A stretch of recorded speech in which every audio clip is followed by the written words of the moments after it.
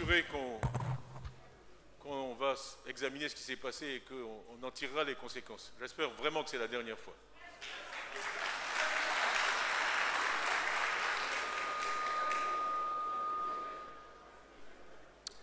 Donc, je reprends. Je disais que vous m'avez fait l'honneur de m'élire comme président du PDCI RDA, notre grand parti, et que je mesure l'honneur qui m'est fait. Donc, ce que j'ai fait depuis le 24 janvier, qui est la dernière fois où nous étions dans cette salle, il y a tout juste 6 semaines, c'est effectivement mener des consultations. J'ai rencontré beaucoup d'entre vous qui sont dans cette salle et d'autres qui ne sont pas dans cette salle. Et également, nous avons fait fonctionner un call center, on vous en avait parlé. Nous avons consulté plus de 2500 de nos secrétaires de section. Donc c'est une base très solide pour faire l'évaluation de où nous sommes. Parce que dans toute chose dans la vie, ça doit commencer par une évaluation de notre point de départ. Où est-ce que nous en sommes aujourd'hui? Le parti a de grandes forces. Et ce sera le premier point de mon exposé ce matin. Si la technique veut bien nous faire passer la première page.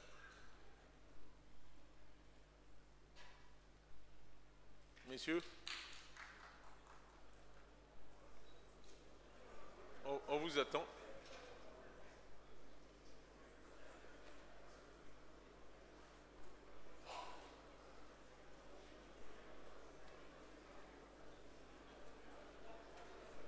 Voilà. Donc les forces du parti.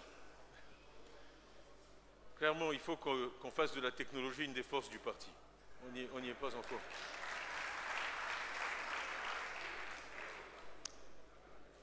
Donc, notre forte implantation sur l'ensemble du territoire national. C'est vite dit, c'est très difficile à accomplir. C'est le résultat du travail de plusieurs générations de militants qui se sont consacrés à maintenir la vie du parti partout en Côte d'Ivoire. C'est un atout que tout le monde nous envie et dont il ne faut pas sous-estimer la valeur et qui doit servir de base à nos réflexions. Le point suivant, et ça c'est un compliment pour vous tous qui êtes dans la salle, c'est une solidité et une résilience extraordinaires.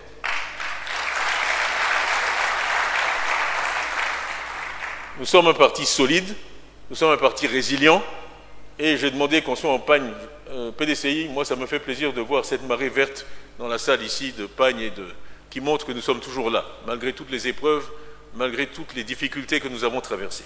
Un point important pour moi qu'il faut toujours souligner. Le point suivant qui est extrêmement important, c'est une culture profondément enracinée de dialogue et de paix. C'est peut-être une de nos contributions principales à notre pays. C'est que notre pays a été fondé par un parti qui croit dans le dialogue, pas seulement dans le discours, mais dans les actes, et qui croit dans la paix comme une valeur. C'est fondamental. Le point suivant, enfin, c'est ce que je décris peut-être dans un vocabulaire plus moderne comme un capital de sympathie auprès des Ivoiriens, qui nous sont reconnaissants d'avoir fondé ce pays, ce beau pays. Et je vais faire un commentaire ici qui sera peut-être pas bien reçu par tous. Mais le régime actuel date de 2011, c'est-à-dire que les enfants de ce régime ont au maximum 13 ans. Donc tous les Ivoiriens de plus de 30 ans sont les produits du système éducatif mis en place par le PDCI.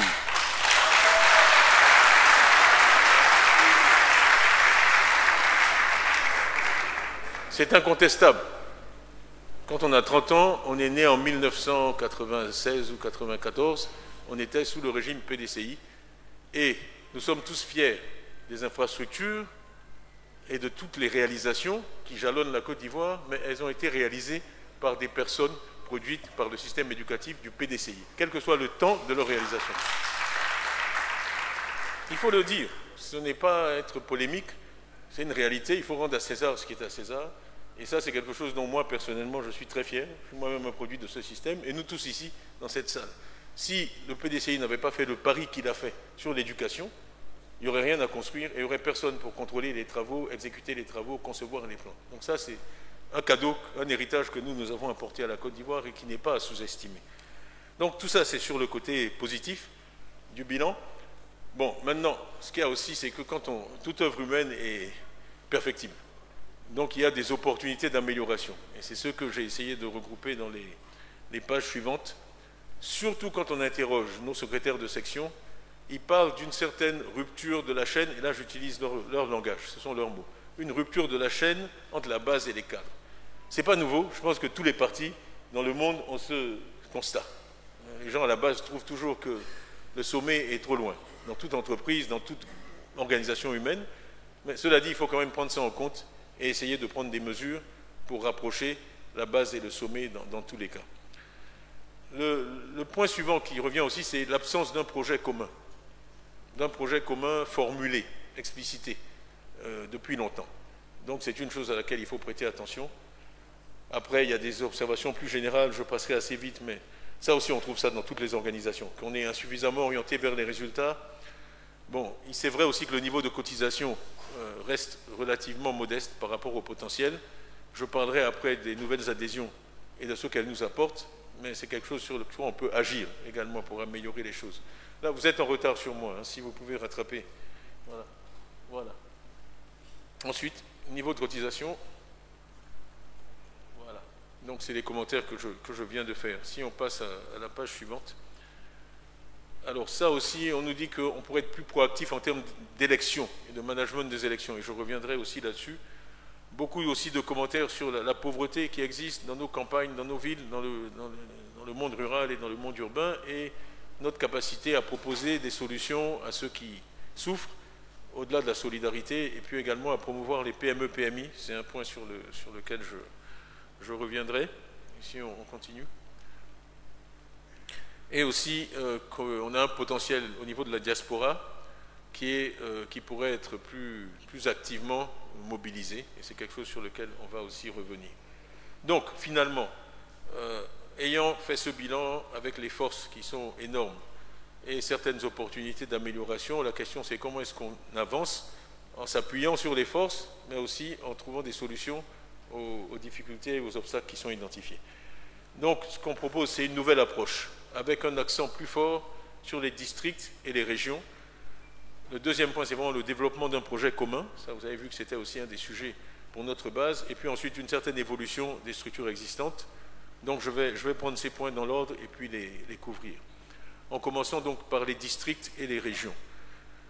L'objectif ici, et c'est l'objectif que vous m'avez tous donné, vous ne m'avez pas vraiment demandé mon avis, mais à Yamoussoukro, qui est de mettre le parti en ordre de bataille pour l'élection 2025. Donc, ça a été le premier objectif dans la réflexion, c'est le mandat qui m'a été donné. Et je suis ici pour vous rendre compte de ce qu'on fait sur ce plan-là. Le deuxième, c'est vraiment d'avoir une structure organisationnelle, qu'on soit d'accord avec elle ou pas, mais qui est alignée sur le découpage électoral et administratif du pays. Parce qu'à la fin de ce processus, on va à une élection, donc c'est important que notre organisation et la structure reflètent la carte administrative du pays, avec des responsabilités claires et des objectifs précis qui permettent donc un suivi régulier.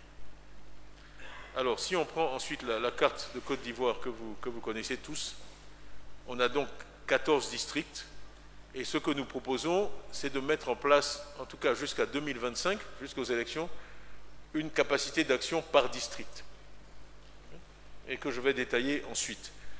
Avec, sur la page suivante, un sujet que j'ai discuté avec beaucoup d'entre vous, qui est où est la population dans notre pays. Moi, je crois que la démographie, c'est une considération très importante dans toutes ces réflexions stratégiques. Où vivent les Ivoiriens? Dans les 14 districts. Ça, c'est le recensement donc, de 2021. Il totalise 29,9 millions d'habitants. Donc, où sont-ils? 6,3 pour Abidjan. Si tout le monde peut voir, 6,3 pour Abidjan, le district d'Abidjan, qui est le premier. Suivi par les montagnes. Ça, c'est quelque chose qui n'est pas toujours perçu. Je disais aux gens dans la salle au hasard, quel est le deuxième district le plus peuplé? On ne dirait pas nécessairement les montagnes. Eh bien, ce sont les montagnes, à l'ouest là-bas. Ensuite, à égalité, plus ou moins, on a le Sassandra Maraoué et le Bas-Sassandra, avec 2,7 millions chacun. Si vous pensez qu'à l'indépendance, le pays avait 3 millions d'habitants, ça vous donne un peu l'idée du poids de ces régions. Quand on dit 3 millions, 2,7 millions, c'est ce que la Côte d'Ivoire était en 1960, dans chacun de ces endroits. Quand j'ai rencontré les populations de l'Ouest et qui a fait l'objet de certaines polémiques, qui est donc l'histoire des 12 millions d'électeurs. Parce que je suis parti des 30 millions d'Ivoiriens, on a cru que j'avais oublié qu'il y a 6 millions d'étrangers dans les 30 millions. Je voulais simplement aller vite ce jour-là parce que J'ai quand même fait le recensement de 98 entièrement en tant que ministre du Plan, donc je n'ai pas la mémoire si courte que ça. Donc je sais qu'il y a 6 millions dans les 30 millions, mais ce n'est pas le point le plus important. Le point important, c'est les 24 millions d'Ivoiriens en 2021. Okay? Et on a 8 millions sur les listes électorales.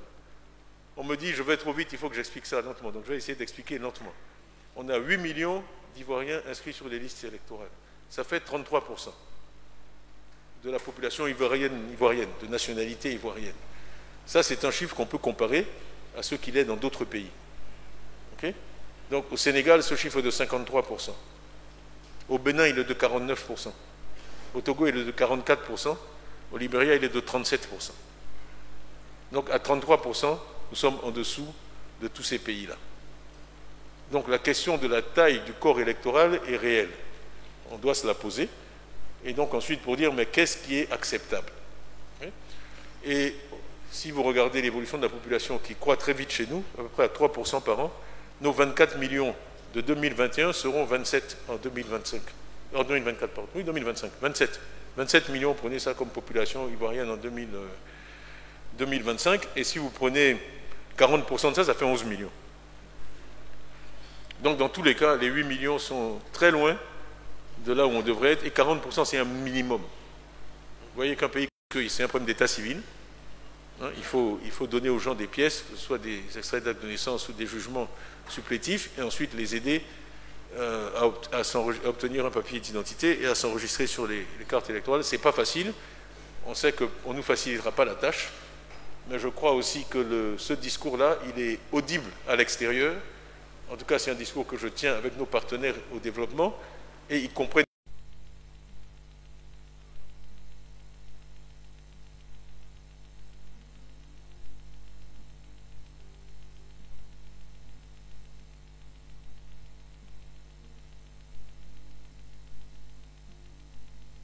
Test, test.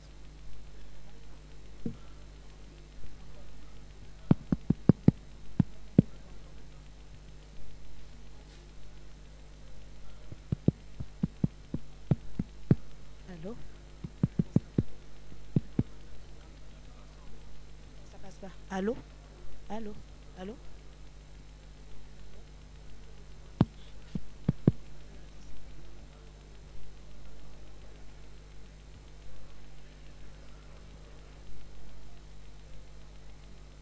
Allô? Bon. Il marche ce micro? On m'entend? Bon. C'est que le troisième, mais on espère que ce sera le dernier. Alors, donc, œuvrer à l'implantation au rayonnement du parti dans chaque district, veiller à la mise en œuvre du programme du parti à l'échelle du district, et ensuite, si quelqu'un suit là-bas. Allô? Bon. Surtout, et c'est la page suivante, non mais j'essaye de faire qu'il me donne les pages à mesure. Voilà. Donc, veiller à la mise en place du personnel politique, ça aussi c'est un point qui revient. Il semble qu'il y a quand même beaucoup d'endroits où les délégués sont soit vacants, soit décédés, n'ont pas été remplacés. Donc il faut vraiment faire ça systématiquement. Et ça va être la responsabilité dans chaque district que les effectifs soient au niveau où on les attend, que tous les postes soient occupés. Et ensuite, c'était le point que je faisais plutôt, l'aspect électoral, s'assurer qu'on enrôle le maximum de gens, qu'ils ont des papiers, qui peuvent exercer leurs droits civiques et voter, et choisir, en tout cas en 2025, le président du pays, et ensuite les autres structures de direction du pays. Si on peut avoir la page suivante, que j'ai déjà couverte, voilà, coordonner les activités relatives aux élections, et puis faire toute proposition pertinente, parce que l'avantage d'être au contact du terrain, comme ces équipes-là seront, c'est d'écouter et d'être capable de faire remonter les informations et les idées et les suggestions, et on sera à l'écoute. C'est vraiment ce qu'on souhaite faire. Donc, maintenant, je vais vous dire qui sont les 15 hauts représentants, parce qu'il y en a 14 pour la Côte d'Ivoire et 1 pour la diaspora. Donc, en commençant, je dirais à tout seigneur, tout honneur, par Abidjan, avec Abi Raoul.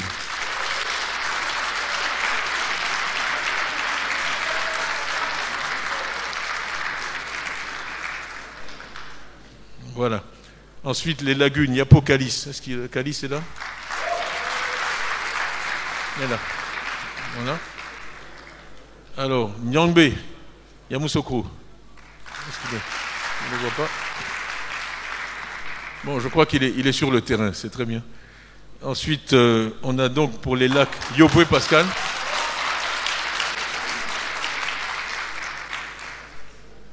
Ensuite, la vallée du Bandama à Maître Blessy.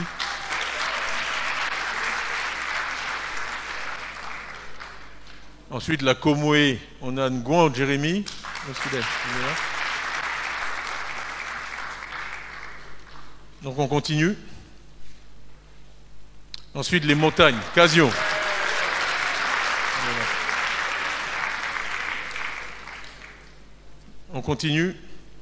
Alors, le bassin central, Nétro. Non, il m'a appelé, il n'est pas là parce qu'il est avec la reine de Belgique. Non, il est excusé. Il est excusé. Donc, Gom Djiboua, Medzeoui. Ah. Ensuite, on continue. Koulibaly Souleymane pour les savanes. Donc, Likan, oui, Likan. Voilà. Donc, Sassandra Maraoui.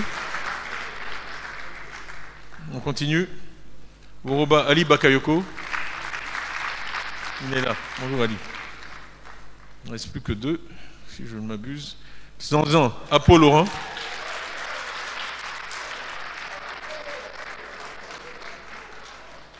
Voilà, on continue. Le Dengele Diarasuba Seydou. Il est là, ça va. Bien. On n'a pas eu la photo, donc il nous faudra ça pour nos archives. Bon. Ensuite, Kopi Nestor pour la diaspora. Voilà.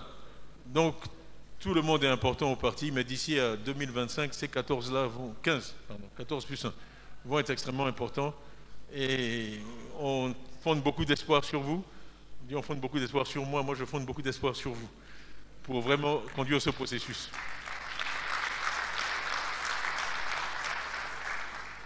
Alors, la manière dont nous avons proposé d'organiser ça, c'est qu'il y ait aussi des hauts conseillers pour chaque district, qui seront essentiellement des personnalités du parti qui ont une grande expérience politique, beaucoup de crédibilité, et qui pourront servir de référence morale aux plus jeunes qui seront opérationnels. Donc, plusieurs hauts conseillers, un haut représentant, on l'a dit. Excusez-moi, mais il y a un... Bon, voilà. OK. Un ou plusieurs rapporteurs, un ou plusieurs secrétaires. En fait, entre les rapporteurs et les secrétaires, fondamentalement, c'est la petite équipe, en général de 4 ou 5 personnes, qui va aider le haut représentant. Ensuite, ce qu'on a dit, c'est que le nombre de rapporteurs et de secrétaires va être fonction du potentiel électoral, mais aussi de la position du parti. Peut-être dans des endroits où on est plus faible, on voudra mettre une équipe plus forte pour reconquérir du terrain, et peut-être on aura besoin de moins de ressources. Là, il s'agit simplement de défendre la position. Donc, la cellule de support du district, là, c'est quelque chose qui intègre pratiquement tout le monde. Tous les délégués départementaux, tous les délégués communaux, généraux, et chaque élu, député ou maire, sera d'office membre de la cellule. Et donc, derrière ça, il y a un projet de décentralisation. Et j'ai parlé à un certain nombre des hauts représentants, parce que ce que je veux, c'est que ce soit eux qui déterminent leur organisation interne. On m'a dit, oui, mais pourquoi ne pas faire ça au niveau des régions? Moi, je préfère que chaque district décide de comment il va s'organiser. Nos districts sont différents, culturellement, historiquement. Nos populations ne sont pas organisées de la même façon en termes de prise de décision. Et je pense que chaque district doit être libre de voir ensuite, une fois qu'il a l'ensemble des élus, des délégués, comment il veut les organiser pour ensuite agir. Donc ça, c'est un travail qui va les occuper, je pense, pas mal. Là, on vous a mis la liste des hauts conseillers pour chaque district. Donc je peux les lire. Abidjan, c'est Nkumo Mobio Ernest. Noël Akossi Benjo, qui n'est pas là. Je vais parler de lui plusieurs fois, mais il est actuellement en France pour des raisons personnelles et avec mon accord. Donc je lui ai demandé la permission de vous dire ça et il regrette de ne pas être là, mais il est au courant de tout ça et il est avec nous. Donc Noël Benjo, on a mis Linda Dadier. Les lacs, on a mis Rémi Alakwadio, Nyamian Goran, Madame Bobi Assa, Koumoué Kofi Moïse.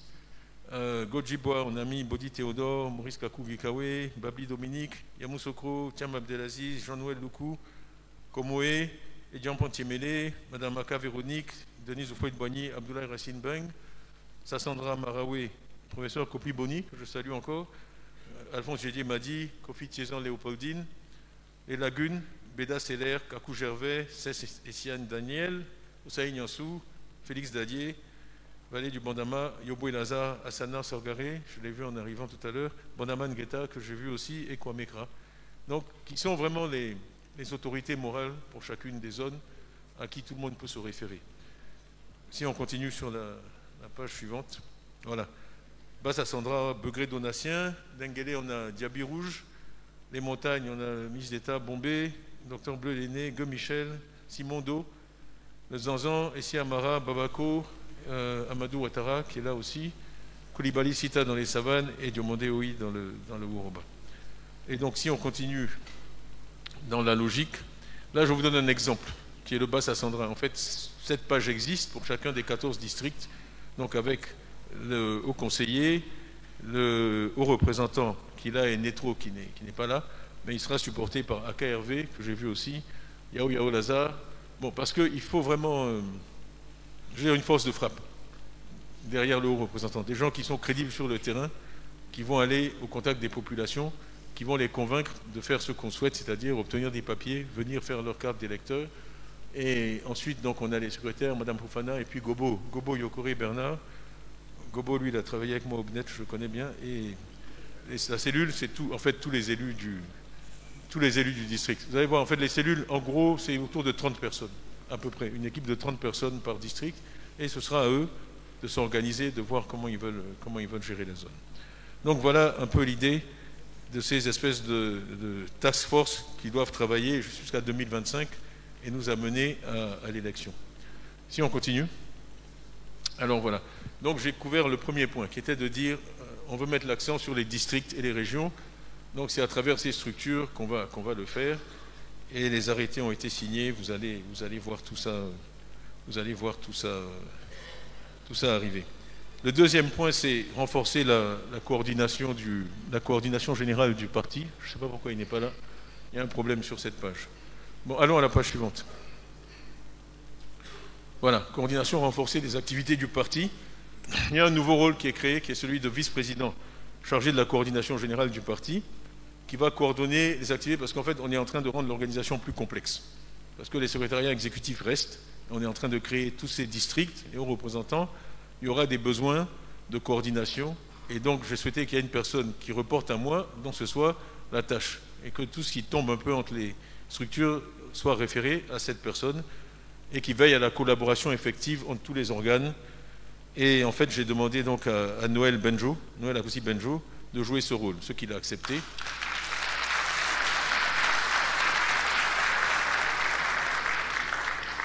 Donc c'est un homme que vous connaissez tous, qui est un homme d'expérience, et aussi j'apprécie le fait qu'il apporte quand même son expérience du privé, d'entreprise et du management d'organisation assez complexe. Donc il va savoir comment naviguer entre toutes ces entités qu'on a créées. Donc ça, c'est un des rôles qu'il va jouer. Vous allez voir, il en jouera encore d'autres par la suite.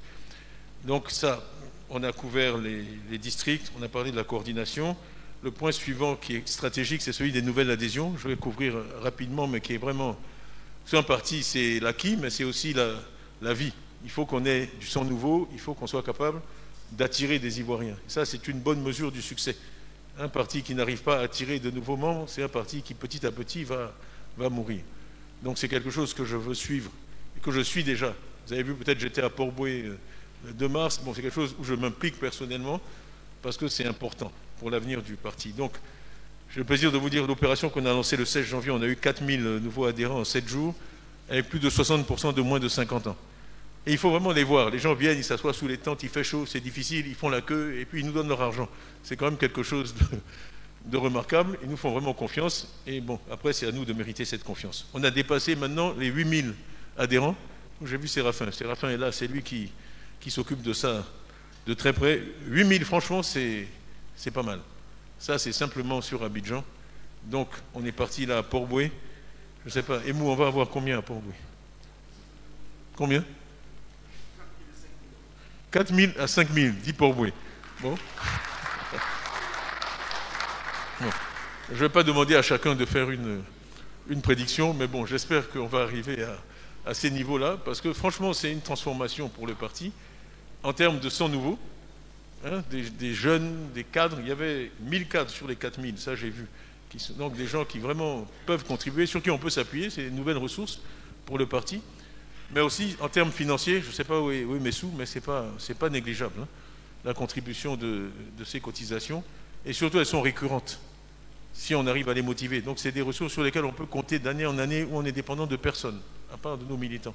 Donc vraiment, c'est une priorité pour moi. Et j'ai demandé au vice-président Ezalé, qui va rejoindre mon cabinet, avec cette responsabilité particulière, de s'occuper de ce sujet et de s'assurer qu'on a les chiffres qu'on veut. Donc, pas de pression, Georges, mais bon, tout le monde te regarde.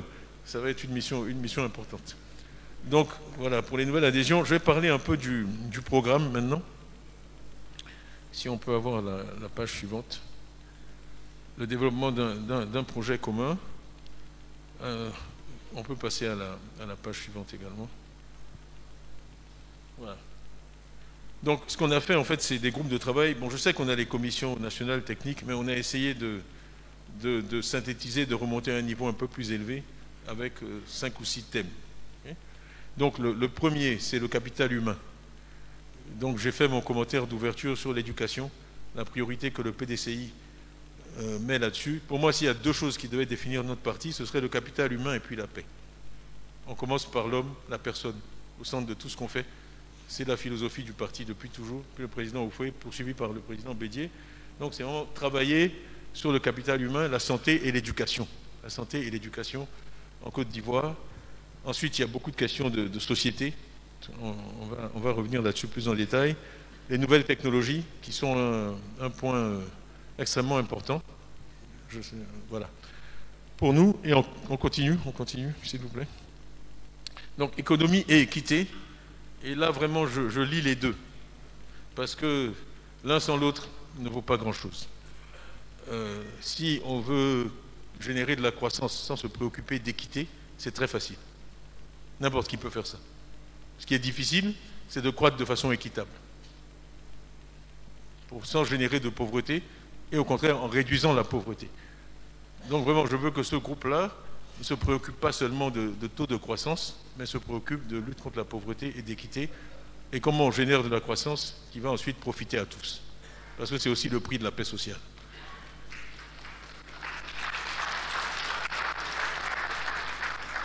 Bon. Développement durable, c'est important. On ne peut pas se développer simplement en consommant des ressources. Ce qui est arrivé à la forêt, c'est malheureux. Et derrière ça, il y a des questions de productivité. Et trop souvent, on s'est concentré sur la production. Si vous accroissez la production sans améliorer la productivité, vous consommez des ressources. Et à un moment ou à un autre, vous n'avez plus de terre, vous n'avez plus de forêt, et vous êtes au bout de la course, à la frontière de la Guinée, et puis vous commencez à aller faire du cacao en Guinée. C'est ce qu'on voit aujourd'hui. Donc le développement durable, il doit se faire à l'intérieur des frontières, dans la qualité.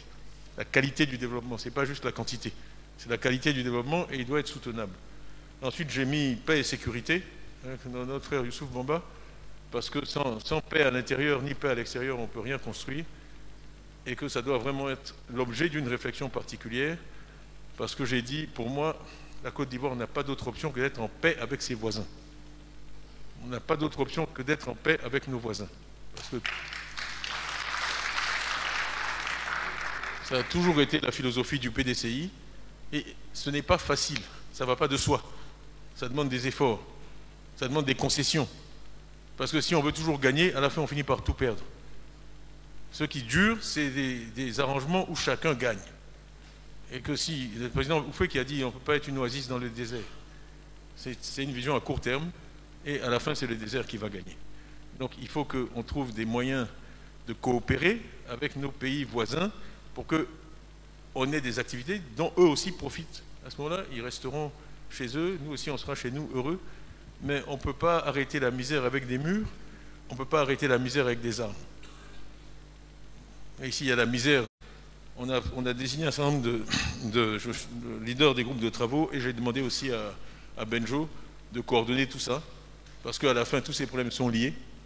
Si on les prend par isolation, on écrit des rapports, mais qui ne forment pas un tout cohérent. Donc c'est important qu'il y ait quelqu'un qui assure que tout ça tient la route et qu'on ne prévoit pas des choses qui sont incompatibles dans les différents groupes de travail. Donc ça, c'est ce qu'ils vont faire.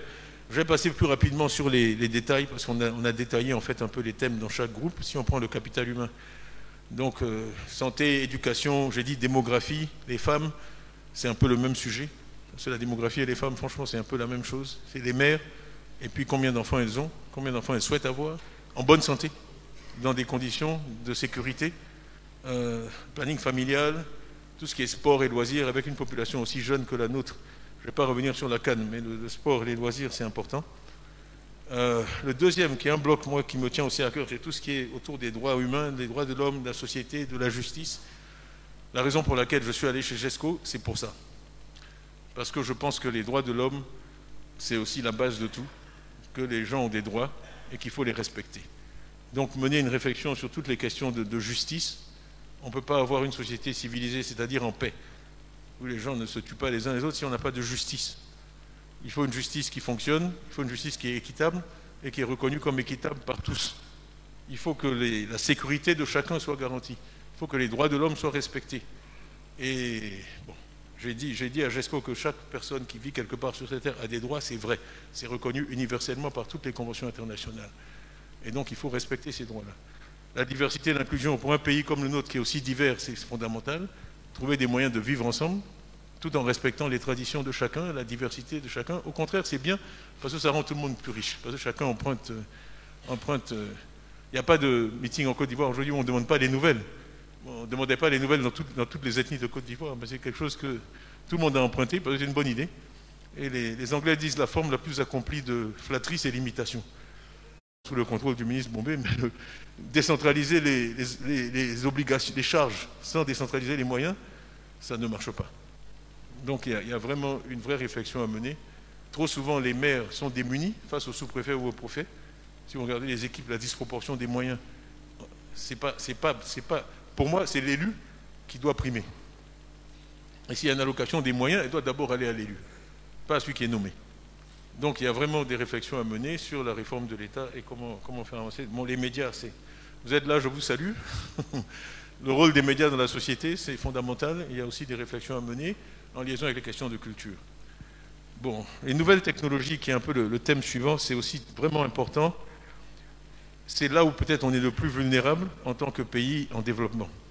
Parce que là où l'avance des pays développés croît le plus vite, c'est vraiment sur les technologies qui sont directement liées au capital intellectuel.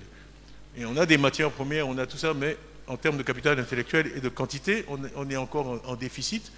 Et si vous prenez un thème comme l'énergie, les États-Unis sont sur le point d'avoir l'énergie la moins chère du monde. Quand vous avez le pays le plus riche du monde, qui a l'énergie la moins chère du monde, comment vous faites pour le rattraper? Et ces avancées technologiques font que l'écart, aussi bien en termes de finances, d'agriculture, se creuse au lieu de se réduire.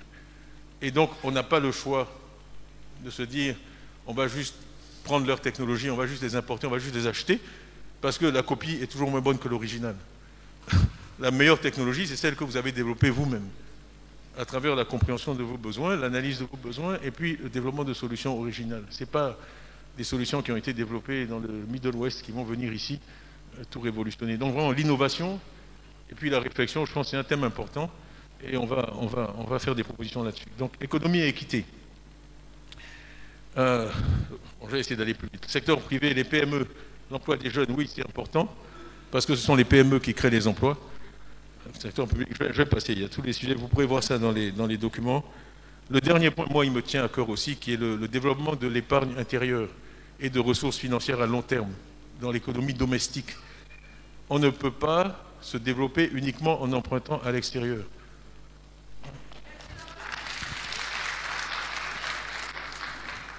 Moi, j'ai fait ça dans des pays asiatiques, j'y ai travaillé.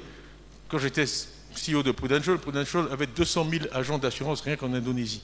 Okay, c'était un des pays que je supervisais. Et quand vous avez une population jeune, vous pouvez avoir des systèmes de retraite à long terme. Parce que vous êtes en phase d'accumulation. Ces gens sont jeunes, ils ne vont pas à la retraite et il ne faut pas gaspiller. Il faut prendre ces ressources-là. Moi, j'ai fait ça. Au Vietnam, on avait 40 000 employés.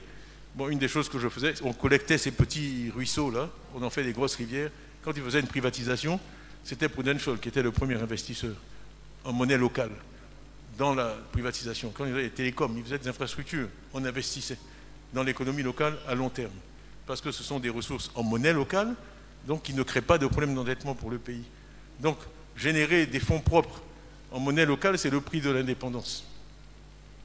Si vous ne pouvez pas financer votre économie, vous n'êtes pas indépendant, c'est aussi simple que ça. Parce que celui qui pourrait saluer également. Veille Bernard,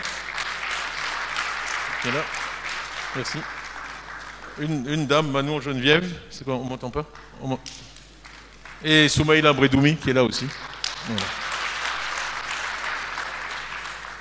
Qui garde le porte-parole là. Si vous regardez le secrétariat exécutif, il y a deux types de fonctions. Il y en a qui sont plutôt tournés vers la vie du parti, gestion des structures, etc. Et puis d'autres qui sont plus tournés vers l'extérieur, relation avec le secteur privé, etc. Donc on a divisé les deux. Et je pense qu'on a une bonne équipe là. On a aussi pris en compte l'équilibre régional et des choses. Et aussi les gens, on est content d'avoir une femme. On aurait voulu en avoir plus, mais bon, c'est un début. J'avais dit que j'essaierais de faire la promotion des femmes, on s'y emploie. Donc, Madame Manon, merci d'avoir accepté. Docteur Veilly aussi, Bernard, merci d'avoir accepté. Et Bredoumi Soumaïla, merci d'avoir accepté. Vous savez, quand vous faites ces choses-là, il y a toujours à la Côte d'Ivoire et au parti.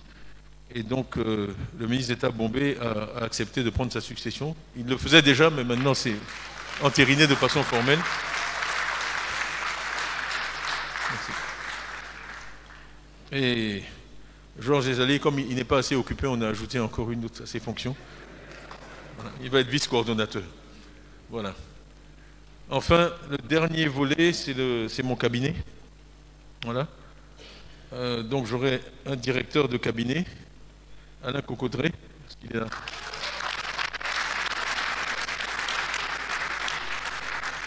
Je ne le vois pas, est-ce qu'il est là? J'ai quelque chose à lui dire. Oui, oui, oui. Première mission, la prochaine fois que je parle, que les micros fonctionnent. Donc maintenant j'ai quelqu'un à qui déléguer ces choses-là. Voilà.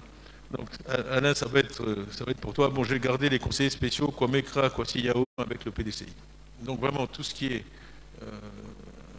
relation avec la société civile est important dans tous les cas. Pour aussi être au contact de la société, savoir un peu ce que les gens pensent au-delà du parti, quelles sont leurs préoccupations. Alexis Nguessan, je l'ai vu quelque part, Alexis, il est là. Il va s'occuper des nouvelles technologies. C'est un entrepreneur et c'est son domaine, il est dans le privé, donc il est très bien pour ça. Alors mes deux protocoles qui ont du pain sur la planche, donc Rennes et Jean-Charles, et puis la communication qui a aussi du pain sur la planche, Gustave Nguessan.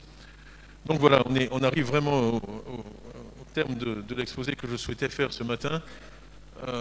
Si on récapitule, il y a vraiment un effort pour organiser le parti sur une base géographique, de manière à ce qu'il soit plus proche du terrain, plus proche des militants, une organisation spécifique jusqu'à la fin de 2025 pour que les Ivoiriens s'enrôlent massivement sur les listes électorales et également pour développer un projet de société qui reflète les aspirations des Ivoiriens et auquel ils souhaitent adhérer en votant pour nous. Et enfin, je vais finir là-dessus vraiment, ce que peut-être vous percevrez là-dedans, c'est vraiment le travail en équipe. Ce que j'essaie de faire, c'est de mettre en place des équipes, pas comment dire ça, des monarchies.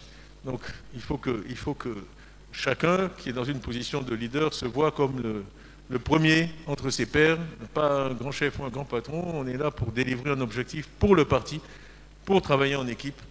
Et c'est la philosophie qu'on met en place dans les hautes représentations. Oui, il y a le haut représentant, mais il a aussi les hauts conseillers, il a aussi les rapporteurs, il a aussi les secrétaires, il a aussi la cellule de support. Et c'est seulement comme ça qu'on va y arriver et qu'on peut donc remporter la victoire que nous souhaitons tous. Donc voilà, je vous dis merci pour votre attention, votre patience, et je dis tous ensemble, on gagnera. Merci beaucoup.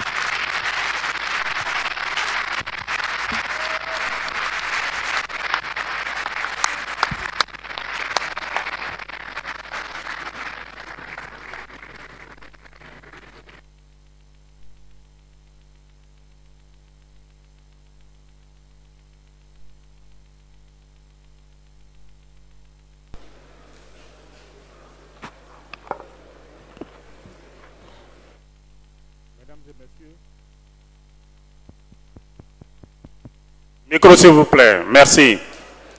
Mesdames et messieurs, je vous invite à ovationner à nouveau le président du PDC-RDA qui vient de décliner les nouveaux organes et les nouvelles structures du parti, ainsi que leurs animateurs. Permettez que je fasse entorse au programme et demander à tous ceux qui ont été nommés de se lever pour que la salle les ovationne.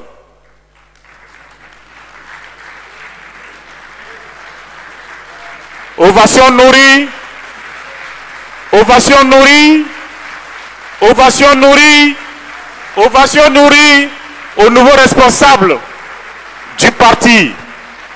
Merci. Veuillez vous asseoir s'il vous plaît.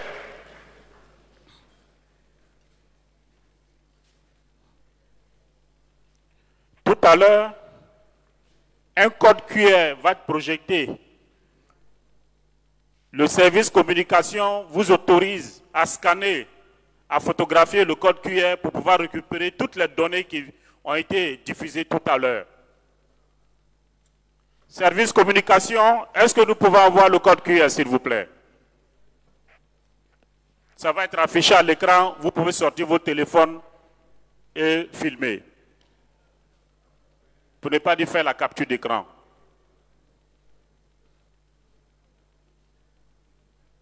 Bon, le temps que vous soyez prêts, j'appelle à ce pupitre M. Brendoumi Soumaïla pour le mot de remerciement.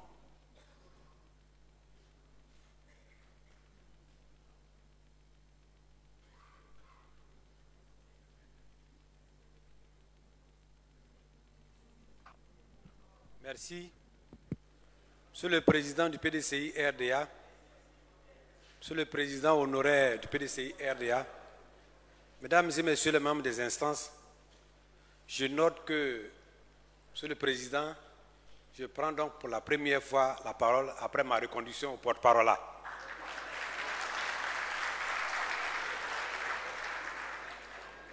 Chers invités, Mesdames et Messieurs de la presse nationale et internationale, il sera difficile de faire une synthèse de ce qui a été dit, mais sachez que c'est une innovation, c'est une évolution pour objectif de conquérir le pouvoir en 2025. Il n'y a pas d'autre chose.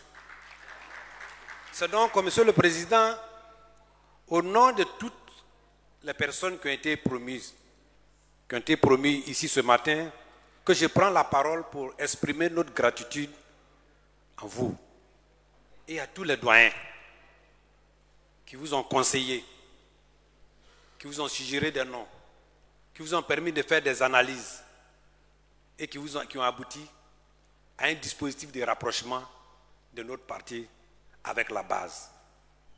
Au-delà des personnes individuelles citées dans chaque structure, c'est l'ensemble des militants que vous mettez en mission. Il s'agit d'une équipe au service du parti et au service de notre pays. L'objectif du PDCI RDA, il faut le répéter, est la reconquête du pouvoir d'État. Jamais notre parti n'a été aussi près de cette cible. Au nom de tous, j'adresse nos remerciements à tous nos doyens. Je reviens sur les doyens, auprès desquels vous avez reçu des sages conseils. Nous comptons sur leur bénédiction et leur appui continu. Nous sommes par ailleurs redevables à ceux qui ont œuvré pour que le parti survive jusqu'à ce jour par une animation efficace des structures. Je voudrais, en votre nom, rappeler que vous avez assuré à chacun et à chacune, membre des structures mises en place par le président Bédié, que chacun sera utilisé pour le combat de la reconquête du pouvoir. C'est donc ensemble que nous gagnerons le combat pour faire ressortir la vérité des souffrances de nos concitoyens et obtenir le suffrage des Ivoiriens. Ce combat-là, ce combat ne faiblira pas. Les militants et particulièrement l'équipe mise en place ne céderont pas aux injures et aux menaces des dirigeants aux abois et surpris par l'échec de leur politique. Je vous remercie, chers militants, chers parents, chers amis de la presse. Le président vous remercie et que Dieu bénisse la Côte d'Ivoire et que... Voilà.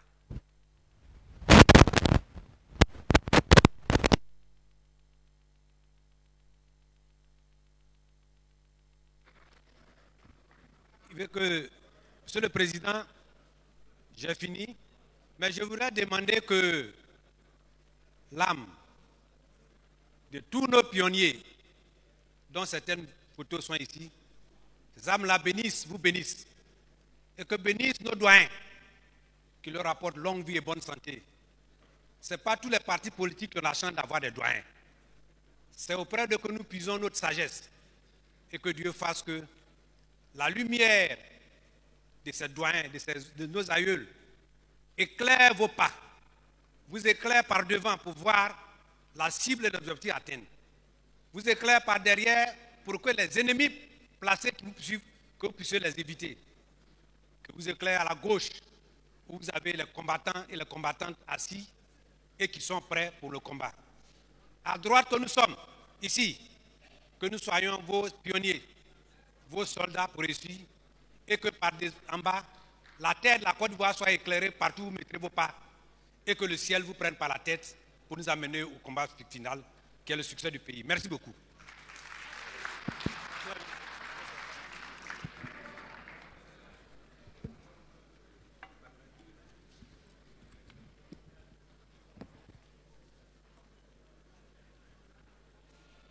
Mesdames et messieurs, avec la permission du président du parti, nous vous prions de vous tenir debout. Nous allons chanter ensemble l'hymne de l'appel au travail. Juste après cet hymne, je vous prierai de bien vouloir rester en place afin que le président fasse son retrait avec les vice-présidents et les membres de son cabinet avant de le suivre, de les suivre du moins.